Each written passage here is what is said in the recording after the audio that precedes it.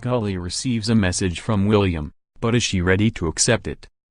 Mulder and Scully meet a teen with peculiar psychic powers.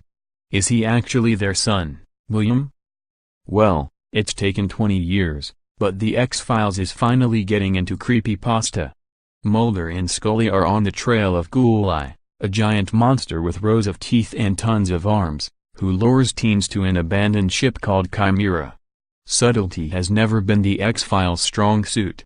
At Chimera, two girls have stabbed each other nearly to death because they each thought the other was Ghouli during one terrifying night. They have a lot more in common than just their ghost hunting, actually. The girls have identical stories of how they got to Chimera, why they went there, and who told them to go, their boyfriends. Make that boyfriend. They're both dating a boy named Jackson Van De Kamp, and it's definitely the same dude.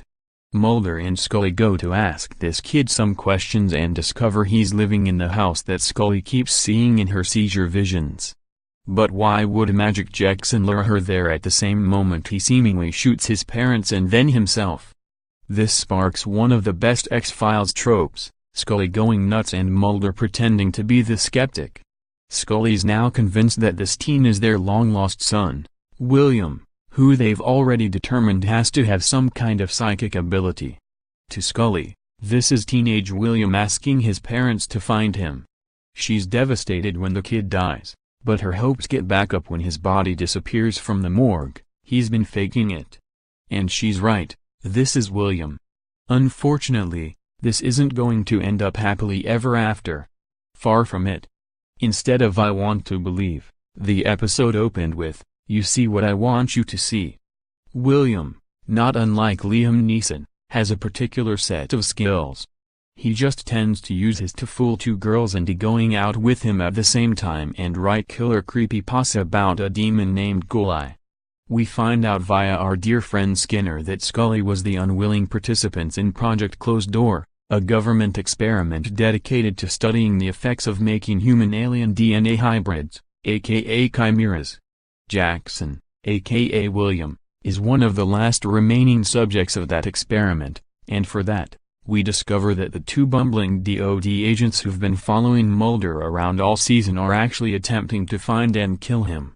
So he's been doing what he does best, shape-shifting and creating false realities. Mulder, Scully, and the rest of the police at the crime scene saw him dead with a bullet in his head because he wanted them to. The girlfriends saw Ghouli because he put it in their heads. And he's going to keep it going. He knows his origins, and he knows about Scully. That's why he morphs into a nice, older man at a gas station outside of town to speak to her. It's not the mother-son reunion that anyone wanted, but it clearly brings her some closure when Mulder shows her who she was really talking to on surveillance camera footage. We have a feeling this won't be the last time they see each other. The X-Files airs Wednesdays at 8 p.m. on Fox. Hollywood Lifers, what did you think of this week's episode of The X-Files? Let us know.